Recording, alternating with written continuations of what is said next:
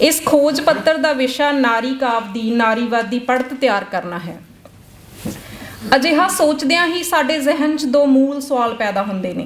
पहला सवाल कि नारीवाद की है, दूसरा सवाल ये कि किसी पाठ की नारीवादी पढ़त किवें कीती जावेगी। ਅਤੇ इस दे नाल ही जुड़िया अगला सवाल ये भी बनता दिखाई दिंदा है कि की कोई होर तरह दीयां पढ़तां भी हुंदियां होणगीਆਂ। नारीवादी सिद्धांतकार ये ਮੰਨਦੇ ਹਨ कि जिवें कुछ भी निरपक्ष नहीं हुंदा, उसे तरह किसी ਸਾਹਿਤ की पढ़त या आलोचना भी निरपक्ष नहीं हो सकती। नारीवाद की है, इस बारे लंबी चौड़ी गल हो सकती है, परंतु जेकर इस बारे थोड़े शब्दों च समझना होवे तां असीं कह सकते हाँ कि नारीवाद एक तरह की राजनीति है जिस राही पितरकी प्रबंध नूं समझण अते इसका बदल सिरजण की कोशिश की जाती है। ये ऐसी चेतना है जिस राही पितरकी द्वारा किए जाते नारी दमन के खिलाफ प्रतिरोधी कार्यशीलता पैदा की जाती है। नारीवादी सिद्धांतकार ਸਾਹਿਤ ਨੂੰ इस प्रतिरोधी कार्यशीलता का माध्यम समझते हैं। इस तरह असीं देखते हाँ कि नारीवादी सिद्धांतकार नारीवादी ਸਾਹਿਤ ਨੂੰ समाजिक दखल की एक एजेंसी के रूप च देखते हैं। एलन सिक्सो के शब्दों में औरतों को आप लिखना चाहिए है, उन्होंने औरतों बारे लिखना चाहिए है और होर औरतों को लिखण की प्रेरणा देनी चाहिए है। उन्होंने इसलिए लिखना चाहिए है क्योंकि लिखण तो उन्होंने उसे हिंसा नाल दूर किया गया है जिस हिंसा नाल उन्होंने उन्हां दीयां देहां तो दूर किया गया है। समस्या उदों पैदा होंदी है जदों ये लिखत अगों पढ़त अते आलोचना के पद्धर उत्ते पितरकी दीयां आलोचना एजेंसियां दे हत्थां विच चली जाती है अते पाठकां तक अपनी नारीवादी राजनीति तहत पुज्जण तो खुंझ जाती है। पंजाबी च भी मैनूं लगदा कि हुण तक इस तरह की ही आलोचना है, कोई नारीवादी पढ़त असीं उस तरह की तैयार नहीं कर पाए। पंजाबी आलोचना विच उपरोक्त आधुनिक कवित्रियां की सिरजना नाल अजिहा ही वापरिया दिखाई दिंदा है। इसे लई अमृता प्रीतम अते प्रभजोत कौर नूं रोमांसवादी अते प्रगतिवादी कावतरावां तहत ही भुगता दिता जाता रहा है। नारी सरोकार तहत इन्हां दीयां महज नारी चेतना नाल सिद्धे तौर पर जुड़ियां कवितावां ही विचारियां जांदियां रहीआं हन अते इस मसले नूं प्रगतिवाद के बहुत सारे सरोकारां विचों ही एक सरोकार समझिया जाता रहा है। लगभग इस तरह मनजीत टिवाणा की एक कविता के हवाले नाल ये भारू आलोचना विधियां उसनूं रैडिकल नारीवादी आख के उसकी प्रसंगिकता ते सवाल खड़े कर दिंदियां हन। 20वीं सदी के आखिरी दहाके तो हुण तक यूनीवर्सिटियां च होए एमफिल अते PhD के खोज कार्यां दौरान बेशक किते किताई इन्हां कवित्रियां नूं नारी चेतना नाल जोड़ के देखा गया होवे, पर कोई बहुता गंभीर कार्य सामने नहीं आउंदा। मैं पिछले दिनों पंजाब यूनीवर्सिटी चंडीगढ़ तो होया एक PhD का कार्य पढ़ रही सी। डॉक्टर जगजीत सिंह हुणां नाल काम सीगा, वो मैनूं मतलब बड़ा वधिया किसी ने कह के वो थीसिस पढ़न नूं दिता सी। उहदे च अगे सिद्धांत डिस्कस होया सी जी सिमोन ये कहती है कि औरत किवें कंस्ट्रक्टड आ, असीं सारे सोशल कंस्ट्रक्ट आ जिहड़ा जेंडर है। पर जदों उहदी कविता की व्याख्या कर रही है अगले चैप्टर च जाके तो एक पैरा शुरू कर दी है कि रब ने औरत नूं इस तरह की बनाया है, मतलब इस तरह के कार्य होए ने। इन्हां कवित्रियां दे समकाल विच जदों भारत दीयां होरनां भाषावां विच नारी दे मसलिਆਂ ते किताबां लिखियां जा रहीआं सन, मैगजीन छापे जा रहे सन, तां पंजाबी आलोचना अते चिंतन इस मसले उत्ते लगभग मूक बने रहंदे हन। 20वीं सदी के आखिरी दहाके विच उत्तर आधुनिकता के नवे तर्कों तहत हाशियागत धिरां की आवाज़ सुनन लगती है अते नारीवाद शब्द अकादमिक मंचां उत्ते एक फैशन के रूप च दोहराया जान लगता है।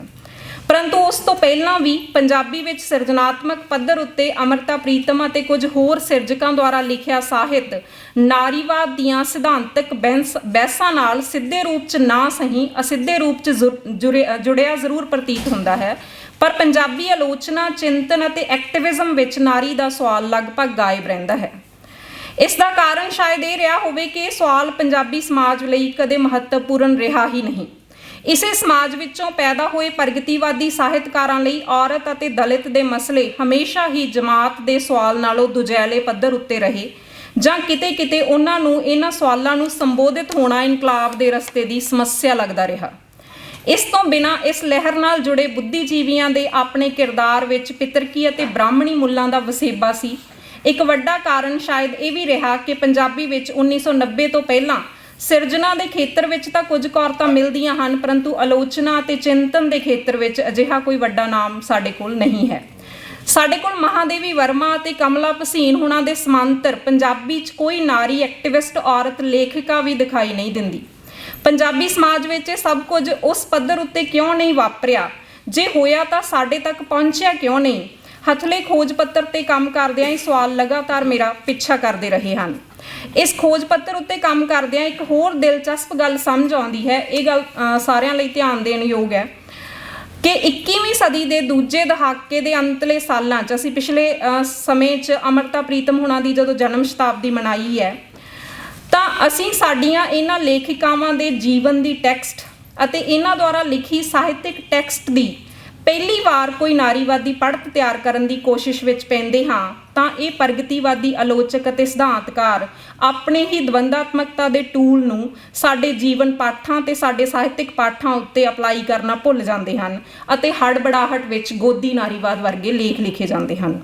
ਆਪਣੀ ਕਿਸੇ ਲੇਖਕਾ ਦੇ ਜੀਵਨ ਅਤੇ ਉਸ ਦੀਆਂ ਲਿਖਤਾਂ ਨੂੰ ਸਮਝਣ ਦੀ ਕੋਸ਼ਿਸ਼ ਕਰਦੇ ਲੋਕਾਂ ਨੂੰ ਭਗਤਾਂ ਵਰਗੇ ਵਿਸ਼ੇਸ਼ਣਾਂ ਨਾਲ ਨਵਾਜਿਆ ਜਾਂਦਾ ਹੈ ਅਤੇ ਫਾਸ਼ੀਵਾਦੀ ਤਰੀਕੇ ਨਾਲ ਕਿਸੇ ਦੇ ਸਾਰੇ ਜੀਵਨ ਦੀ ਇਕਹਿਰੀ ਕਹਾਣੀ ਘੜਨ ਦੀ ਕੋਸ਼ਿਸ਼ ਹੁੰਦੀ ਹੈ। ਇਤਿਹਾਸ ਦੀ ਪਦਾਰਥਵਾਦੀ ਵਿਆਖਿਆ ਕਰਦਾ ਸਾਡਾ ਇਹ ਚਿੰਤਕ ਅੰਨਦਾਤਾ, ਕੁਮਾਰੀ, ਕੰਨਿਆਦਾਨ ਅਤੇ ਮਜਬੂਰ ਆਦਿ ਕਵਿਤਾਵਾਂ ਦੀ ਸਿਰਜਣਾ ਕਰਨ ਵਾਲੀ ਔਰਤ ਦਾ ਪੁਰਖ ਤੰਤਰ ਨਾਲ ਕੋਈ ਵਿਰੋਧ ਨਹੀਂ ਦੇਖ ਪਾਉਂਦਾ। ਇਸ ਤਰ੍ਹਾਂ ਦੇ ਲੇਖ ਇਸ ਗੱਲ ਵਿੱਚ ਸਾਡਾ ਵਿਸ਼ਵਾਸ ਸਗੋਂ ਹੋਰ ਪਕੀਰਾ ਕਰਦੇ ਹਨ ਕਿ ਅਸੀਂ ਅਜੇ ਤੱਕ ਨਾ ਜੀਵਨ ਦੀ ਤੇ ਨਾ ਹੀ ਸਾਹਿਤ ਦੀ ਕੋਈ ਨਾਰੀਵਾਦੀ ਪੜ੍ਹਤ ਜਾਂ ਸਮਝਦਾਰੀ ਲਈ ਤਿਆਰ ਹੋਏ ਹਾਂ।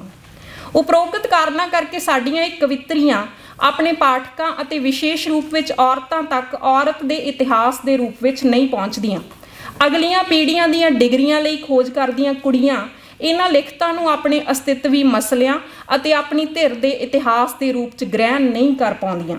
ਇਹਨਾਂ ਡਿਗਰੀਆਂ ਲਈ ਕੀਤੇ ਗਏ ਖੋਜ ਕਾਰਜ ਇਹਨਾਂ ਲਿਖਤਾਂ ਦੀ ਪ੍ਰਸੰਗ ਸਹਿਤ ਵਿਆਖਿਆ ਤੱਕ ਸੀਮਤ ਰਹਿੰਦਿਆਂ ਅਰਥ ਤੋਂ ਸਾਰਥਕਤਾ ਵੱਲ ਨਹੀਂ ਜਾਂਦੇ ਅਤੇ ਨਾਰੀ ਰਚਿਤ ਸਾਹਿਤ ਆਪਣੀ ਉਸ ਕਿਸਮ ਦੀ ਨਾਰੀਵਾਦੀ ਕਾਰਜਸ਼ੀਲਤਾ ਨਿਭਾਉਣ ਤੋਂ ਖੁੰਝ ਜਾਂਦਾ ਹੈ ਜਿਸ ਦੀ ਨਾਰੀਵਾਦੀ ਸਿਧਾਂਤਕਾਰ ਇਸ ਤੋਂ ਤਵੱਕੋ ਕਰਦੇ ਹਨ।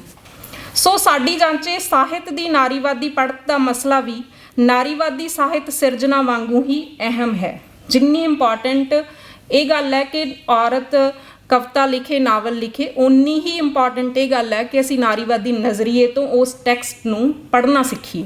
ਨਾਰੀਵਾਦੀ ਦ੍ਰਿਸ਼ਟੀ ਤੋਂ ਔਰਤ ਦਾ ਲਿਖਣਾ ਅਤੇ ਆਪਣੇ ਜੀਵਨ ਅਨੁਭਵਾਂ ਅਤੇ ਵਿਚਾਰਾਂ ਨੂੰ ਲਿਖਤ ਰੂਪ 'ਚ ਪ੍ਰਗਟਾਉਣਾ ਆਪਣੇ ਆਪ ਵਿੱਚ ਹੀ ਇੱਕ ਨਾਰੀਵਾਦੀ ਕਾਰਜ ਹੈ। ਅੰਮ੍ਰਿਤਾ ਪ੍ਰੀਤਮ ਦਾ ਉਸ ਸਮਾਜ ਅਤੇ ਭਾਸ਼ਾ ਵਿੱਚ ਲਿਖਣਾ ਜਿਸ ਵਿੱਚ ਔਰਤ ਲਿਖਤ ਦਾ ਕੋਈ ਬਹੁਤ ਲੰਬਾ ਚੌੜਾ ਇਤਿਹਾਸ ਨਾ ਰਿਹਾ ਹੋਵੇ, ਇੱਕ ਕ੍ਰਾਂਤੀਕਾਰੀ ਨਾਰੀਵਾਦੀ ਘਟਨਾ ਹੈ। ਉਸ ਤੋਂ ਪਹਿਲਾਂ ਜਿਨ੍ਹਾਂ ਔਰਤਾਂ ਨੇ ਥੋੜ੍ਹਾ ਬਹੁਤ ਲਿਖਿਆ ਵੀ, ਉਹਨਾਂ ਦੇ ਨਾਮ ਸਾਹਿਤ ਦੇ ਇਤਿਹਾਸ ਵਿੱਚੋਂ ਗਾਇਬ ਕਰ ਦਿੱਤੇ ਗਏ। ਸਵੇਰੇ ਸੁਖਦੇਵ ਸਿੰਘ ਸਿਰਸਾ ਹੁਣਾਂ ਨੇ ਲੰਬੀ ਚੌੜੀ ਇਹਦੇ ਬਾਰੇ ਗੱਲ ਕੀਤੀ ਹੈ, ਮੈਂ ਇਹ ਹਿੱਸਾ ਛੱਡ ਦਿੰਦੀ ਹਾਂ।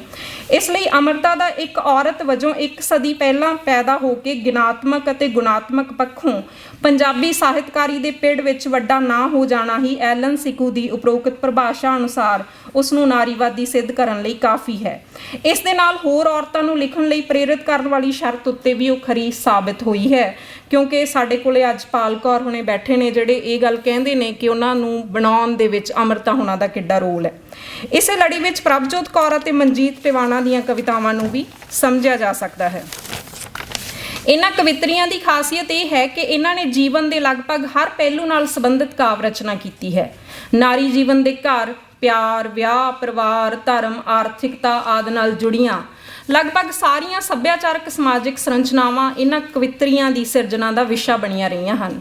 ਇਹਨਾਂ ਦੀਆਂ ਲਿਖਤਾਂ ਵਿੱਚ ਪਿਆਰ ਦੇ ਆਦਰਸ਼ਕ ਰੂਪ ਦੀ ਕਾਮਨਾ ਵੀ ਹੈ ਅਤੇ ਸਾਡੇ ਸਮਾਜ ਵਿੱਚ ਇਸ ਦੇ ਔਰਤ ਵਿਰੋਧੀ ਰੂਪ ਦੀ ਤਸਵੀਰਕਸ਼ੀ ਵੀ ਹੈ। ਮਰਦ ਦੀ ਬੇਵਫਾਈ ਦਾ ਰੁਦਨ ਵੀ ਅਤੇ ਵਫਾ ਦੀ ਉਡੀਕ ਵੀ ਹੈ। ਔਰਤ ਦਾ ਇਸ ਕਿਸਮ ਦਾ ਪਿਆਰ ਪ੍ਰਗਟਾਵਾ ਜਿੱਥੇ ਨਾਰੀ ਦੀ ਸੱਭਿਆਚਾਰਕ ਮੂਕਤਾ ਦੇ ਖਿਲਾਫ ਇਹ ਜਿਹੜੀ ਉਹਨਾਂ ਦੀ ਪਿਆਰ ਬਾਰੇ ਕਵਿਤਾ ਤਿੰਨਾਂ ਨੇ ਲਿਖੀ ਹੈ, ਉਹਦੇ ਤੋਂ ਸਾਨੂੰ ਇਹ ਗੱਲ ਸਮਝ ਆਉਂਦੀ ਆ ਕਿ ਸਾਡਾ ਜਿਹੜਾ ਪੰਜਾਬੀ ਮਰਦ ਹੈ ਉਹ ਹਲੇ ਵੀ ਕਿੱਸਾਕਾਰਾਂ ਵਾਲੇ ਜਿਹੜੇ ਸਾਡੇ ਮਰਦ ਨੇ ਉਹਨਾਂ 'ਚੋਂ ਮਿਰਜ਼ੇ ਨਾਲ ਸਭ ਤੋਂ ਵੱਧ ਰਿਲੇਟ ਕਰਦਾ। ਤੇ ਇੱਕ ਜਿਹੜਾ ਇਹਨਾਂ ਲਿਖਤਾਂ ਰਾਹੀਂ ਨਾਰੀਵਾਦੀ ਪੜ੍ਹਤ ਸਾਨੂੰ ਸੁਝਾਉਂਦੀ ਹੈ ਕਿ ਇਹ ਪਿਤਰਕੀ ਦੁਆਰਾ ਸਿਰਜੇ ਔਰਤ ਵਿਰੋਧੀ ਸੱਭਿਆਚਾਰਕ ਨੈਰੇਟਿਵ ਦੇ ਖਿਲਾਫ ਔਰਤ ਦਾ ਆਪਣਾ ਵਿਰੋਧੀ ਨੈਰੇਟਿਵ ਸਿਰਜਣ ਦੀ ਕੋਸ਼ਿਸ਼ ਹੈ, ਪਰੰਤੂ ਇਸ ਨੈਰੇਟਿਵ ਦੀ ਘਾੜਤ ਅਤੇ ਭੂਮਿਕਾ ਬਾਰੇ ਸੋਝੀ ਨਾਰੀਵਾਦੀ ਆਲੋਚਨਾ ਦੀ ਰਾਜਨੀਤੀ ਤਹਿਤ ਹੀ ਸਿਰਜੀ ਜਾ ਸਕਦੀ ਹੈ। ਅਮਰਤਾ ਪ੍ਰੀਤਮ ਅਤੇ ਪ੍ਰਭਜੋਤ ਕੌਰ ਦੀ ਕਵਿਤਾ ਦੇ ਹਵਾਲੇ ਨਾਲ ਇੱਕ ਹੋਰ ਅਹਿਮ ਨੁਕਤਾ ਸਾਡਾ ਧਿਆਨ ਖਿੱਚਦਾ ਹੈ, ਉਹ ਹੈ ਸਾਡੀ ਸਾਹਿਤਕ ਆਲੋਚਨਾ ਵਿੱਚ ਪ੍ਰਗਤੀਵਾਦੀ ਆਲੋਚਨਾ ਦਾ ਆਤੰਕ। ਇਸ ਨੁਕਤੇ ਦੇ ਵੀ ਅਗਾਂਹ ਦੋ ਪਹਿਲੂ ਬਣਦੇ ਹਨ। ਇਹ ਦੋਵੇਂ ਕਵਿਤਰੀਆਂ ਦੇਸ਼, ਇਨਕਲਾਬ, ਆਜ਼ਾਦੀ, ਬਟਵਾਰਾ, ਸਮਾਜਵਾਦ ਆਦਿ ਵਰਗੇ ਵਿਸ਼ਿਆਂ ਤੇ ਲਿਖਦੀਆਂ ਰਹੀਆਂ। ਤਾਂ ਇਹਦੇ ਚੋਂ ਗੱਲ ਇਹ ਸਮਝ ਆਉਂਦੀ ਹੈ ਵੀ ਕੀ ਪ੍ਰੈਸ਼ਰ ਰਹੇ ਹੋਣਗੇ ਇਹਨਾਂ ਤੇ ਕਿ ਇਹ ਇਸ ਕਿਸਮ ਦੀ ਕਵਿਤਾ ਜਿਹੜੀ ਔਰ ਅਸੀਂ ਦੇਖਦੇ ਹਾਂ ਕਿ ਜਦੋਂ ਇਹ ਇਹਨਾਂ ਵਿਸ਼ਿਆਂ ਤੇ ਕਵਿਤਾ ਲਿਖਦੀਆਂ ਨੇ, ਜਿਹੜੇ ਉਹਨਾਂ ਦੇ ਆਪਣੇ ਅਨੁਭਵ ਰਾਹੀਂ ਨਹੀਂ ਆਈ ਹੋਈ ਪੋਇਟਰੀ ਪੈਦਾ ਹੁੰਦੀ ਆ, ਉੱਥੇ ਉਹ ਕਵਿਤਾ ਬਹੁਤ ਪੇਤਲੇ ਪੱਧਰ ਦੀ ਆ। ਜਦੋਂ ਆਪਣੇ ਅਨੁਭਵ ਚੋਂ ਕਵਿਤਾ ਲਿਖਦੀਆਂ ਨੇ ਉਹ ਬਹੁਤ ਖੂਬਸੂਰਤ ਕਵਿਤਾ ਹੈ। ਤਾਂ ਉਹ ਜਿਹੜਾ ਪ੍ਰੈਸ਼ਰ ਸਾਡੀ ਪ੍ਰਗਤੀਵਾਦੀ ਆਲੋਚਨਾ ਨੇ ਆਤੰਕ ਫੈਲਾਇਆ ਇੱਕ, ਉਹਨੇ ਬੜਾ ਨੁਕਸਾਨ ਕੀਤਾ ਮੈਨੂੰ ਲੱਗਦਾ ਕਿ ਇਸ ਸਾਰੇ ਕਾਸੇ 'ਚ। ਤਾਂ ਮੈਂ ਹੁਣ ਵਿੱਚੋਂ ਪੜ੍ਹ ਦਿੰਦੀ ਹਾਂ ਥੋੜ੍ਹਾ ਹਿੱਸਾ। ਇਹ ਸਾਜ਼ਿਸ਼ ਅਚੇਤ ਅਤੇ ਸੁਚੇਤ ਦੋਹਾਂ ਰੂਪ, ਮਤਲਬ ਇੱਕ ਤਾਂ ਸਾਨੂੰ ਦੇਹ ਤੋਂ ਦੂਰ ਕਰਨ ਦੀ ਸਾਜ਼ਿਸ਼ ਕੀਤੀ ਜਾਂਦੀ ਹੈ ਮਿੱਥਾਂ ਰਾਹੀਂ। ਦੂਸਰੀ ਜਿਹੜੀ ਸਾਜ਼ਿਸ਼ ਪ੍ਰਗਤੀਵਾਦੀ ਆਲੋਚਨਾ ਨੇ ਕੀਤੀ ਉਹ ਇਹ ਕਿ ਸਾਨੂੰ ਆਪਣੇ ਅਨੁਭਵ ਤੋਂ ਵੀ ਤੋੜ ਦਿਓ, ਕਿ ਤੁਸੀਂ ਆਪਣੇ ਅਨੁਭਵ ਦੀ ਵੀ ਗੱਲ ਨਾ ਕਰ ਪਾਓ ਆਪਣੀ ਪੋਇਟਰੀ ਦੇ ਵਿੱਚ। ਤੇ ਸਾਰੀਆਂ ਹੀ ਜਿਹੜੀਆਂ ਔਰਤਾਂ ਕਵਿਤਾ ਲਿਖਦੀਆਂ ਨੇ ਜਾਂ ਹੋਰ ਟੈਕਸਟ ਕਿਸੇ ਤਰ੍ਹਾਂ ਦੀ ਲਿਖਦੀਆਂ ਨੇ, ਉਹ ਹਮੇਸ਼ਾ ਇਸ ਪ੍ਰੈਸ਼ਰ 'ਚ ਰਹਿੰਦੀਆਂ ਨੇ ਕਿ ਉਹਨਾਂ ਨੇ ਇਹਨਾਂ ਮਰਦਾਵੀਆਂ ਆਲੋਚਨਾ ਵਿਧੀਆਂ ਦੇ ਵਿੱਚ ਜਾ ਕੇ ਮਨਜ਼ੂਰ ਹੋਣਾ। ਤੇ ਇਸ ਪ੍ਰੈਸ਼ਰ, ਇਸ ਕਸ਼ਮਕਸ਼ 'ਚ ਫਿਰ ਉਹ ਤਰ੍ਹਾਂ ਦੇ ਪ੍ਰਯੋਗ ਕਰਦੀਆਂ ਨੇ ਵੀ ਇਹਦੇ ਬਾਰੇ ਕਵਿਤਾ ਨਾ ਲਿਖੀਏ, ਹੁਣ ਇਹਦੇ ਬਾਰੇ ਲਿਖ ਦਈਏ। ਤਾਂ ਇਹ ਸਾਰਾ ਕੁਛ ਇਹਨਾਂ ਦੀ ਕਵਿਤਾ ਪੜ੍ਹਦਿਆਂ ਵੀ ਸਾਨੂੰ ਨਜ਼ਰ ਆਉਂਦਾ ਹੈ। ਸੋ ਮੈਨੂੰ ਇਸ ਤਰ੍ਹਾਂ ਲੱਗਦਾ ਕਿ ਜੇਕਰ ਅਸੀਂ ਇਸ ਕਵਿਤਾ ਦੀ ਠੀਕ ਨਾਰੀਵਾਦੀ ਰਾਜਨੀਤੀ ਸਮਝਣੀ ਹੈ ਤਾਂ ਸਾਨੂੰ ਮਹਿਜ਼ ਨਾਰੀ ਸਾਹਿਤ ਸਿਰਜਣਾ ਹੀ ਨਹੀਂ, ਸਗੋਂ ਨਾਰੀਵਾਦੀ ਆਲੋਚਨਾ ਅਤੇ ਪੜ੍ਹਤ ਦੇ ਨਵੇਂ ਮਾਡਲ ਤਲਾਸ਼ਣੇ ਪੈਣਗੇ ਅਤੇ ਸਾਹਿਤ ਸਿਰਜਣਾ ਅਤੇ ਸਮੀਖਿਆ ਨਾਲ ਜੁੜੀਆਂ ਸੰਸਥਾਵਾਂ ਜਿਵੇਂ ਯੂਨੀਵਰਸਿਟੀਆਂ, ਪੱਤਰਿਕਾਵਾਂ ਦੀ ਸਪੇਸ ਨੂੰ ਪਿਤਰਕੀ ਪੜ੍ਹਤ ਦੇ ਕੰਟਰੋਲ ਤੋਂ ਆਜ਼ਾਦ ਕਰਵਾਉਣਾ ਪਵੇਗਾ। ਨਾਰੀਵਾਦੀ ਸਿਰਜਕਾਂ ਨੂੰ ਸਿਰਜਣਾ ਦੇ ਨਾਲ ਆਲੋਚਨਾ ਨੂੰ ਵੀ ਆਪਣੇ ਕੰਟਰੋਲ ਵਿੱਚ ਲੈਣਾ ਪਵੇਗਾ ਤਾਂ ਕਿ ਆਪਣੀਆਂ ਲਿਖਤਾਂ ਦੇ ਅਰਥਾਂ ਨੂੰ ਆਪਣੀ ਵਿਸ਼ੇਸ਼ ਰਾਜਨੀਤੀ ਤਹਿਤ ਪਾਠਕਾਂ ਤੱਕ ਪਹੁੰਚਾਇਆ ਜਾ ਸਕੇ। ਸ਼ੁਕਰੀਆ ਜੀ।